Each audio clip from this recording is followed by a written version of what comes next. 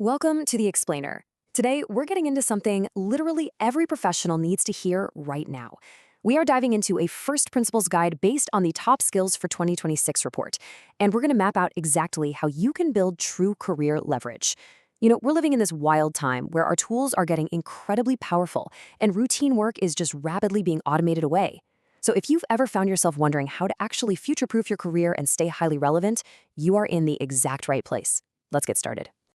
Okay, so let's jump right into the core problem here. For the longest time, the old question we all asked ourselves was simply, what skill sounds impressive, right? We just randomly collect certificates or chase whatever tech trend was hot that month. But honestly, that strategy just doesn't protect you anymore. The reality we're facing today requires a complete paradigm shift. The new question we absolutely must be asking is, what skill changes the shape of my options? We're talking about leverage, skills that let one person do the work that used to take a whole team, way more time, or a ton of money. To really wrap our heads around this idea of changing your options, think about it like navigating your hometown. If you only know one narrow street, sure, you can get from A to B. But understanding the wider road network, that changes everything. It means you can reroute when a path is blocked, you save time, and you can reach entirely new destinations with way less friction than if you just memorize that single route. The right skills don't just help you to one isolated task. They give you this incredible flexibility, speed, and absolute control over where you're heading. So how do we actually build this resilient road network of leverage? Well, we need to stop agonizing over what random, shiny new skill to learn next. Instead, we're going to focus on 4 core categories that fundamentally compound: thinking, building, communication, and adaptation. And keep in mind, these aren't just isolated talents. They're categories that work systematically together to multiply your value in almost any professional setting you can think of. Let's break down exactly what each of these looks like. First up is the foundation, thinking skills. This is all about seeing clearly before you act. It's your ability to notice what actually matters, break a messy problem down into its parts, and avoid getting fooled by surface-level stuff. The source material uses this brilliant analogy. It's like finally putting on the right pair of prescription glasses. The world itself hasn't magically changed, but suddenly you can read it accurately. The glasses don't do the work for you, but they bring patterns into focus so you can separate the vital signal from all that distracting noise. Because without this lens, even the best information is just a blur. But obviously, just seeing things clearly isn't enough. You have to execute. And that brings us to building skills, actually turning those ideas into something real. Whether you're writing a proposal, coding a site, or building a spreadsheet system, these skills turn your intentions into tangible output. Think about the difference between knowing a recipe and actually knowing how to cook. We've all tried to rigidly follow a recipe, only to completely panic when the stove gets too hot. A true chef, on the other hand, adjusts to reality in the kitchen. Building skills let your ideas survive contact with reality, making sure your effort keeps working for you long after you've spent it. Now, here's the catch. You can have a great idea or build an amazing system, but if it stays trapped in your head, it really doesn't matter. That's where communication skills come in. Making your thinking useful to others is absolutely vital.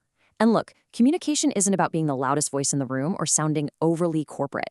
It's really just about reducing confusion. It's literally like handing someone a properly labeled box. No label, they have to guess what's inside. But a clear label means they immediately know what it is, and more importantly, they trust it. Clarity is respect, and it's what allows your value to actually be received. Rounding out our 4 pillars, we have adaptation skills. These are what keep you upright and relevant when things inevitably change. As we head into 2026 and beyond, tools and platforms are going to constantly shift. Adaptation is how you stay useful through all of that. Just like steering a bicycle, you don't need to perfectly predict every bump or pothole in the road ahead. You just need the ability to keep making small adjustments so you don't fall over. It's about unlearning outdated assumptions and staying oriented, rather than totally panicking when a familiar path suddenly closes out of nowhere. So the really crucial point here is how these 4 pillars actually interact. They aren't separate worlds. They stack right on top of each other. If you take a look at the what happens if weak column, you'll see what I mean. If your thinking is weak, you're just making bad decisions. If building is weak, your brilliant ideas have absolutely no shape. If communication is weak, your value stays totally isolated. And if adaptation is weak, your skills are going to age way too quickly. If even one of these categories is missing from your toolkit, the entire system becomes dramatically weaker. Let's talk about how this translates into real-world value. The market simply does not pay for isolated skill names on a resume anymore. It pays for combinations. In fact, pure specialization can actually be surprisingly fragile. For example, a really good thinker who can't build anything, they stay purely theoretical. And a strong builder who creates amazing things but can't communicate them to their team, they stay completely invisible. You definitely want to avoid being the person who only knows one narrow trick. You want to become someone who offers a highly useful combination of behaviors. And this brings us to the absolute magic of this entire framework. It's the compounding mechanism. When you combine these skills, they actively support each other. First, thinking chooses what actually matters. Second, building lets you test those choices fast instead of just daydreaming about them. Third, communication gets you rapid feedback. And fourth, adaptation keeps your momentum going when the conditions inevitably change. Acquiring one of these skills makes learning the next one cheaper and faster. It literally turns your effort into an upward slope instead of a flat line where you're just starting from zero over and over again. Let's bring this down to earth with a concrete, real-world example, the small business skill stack.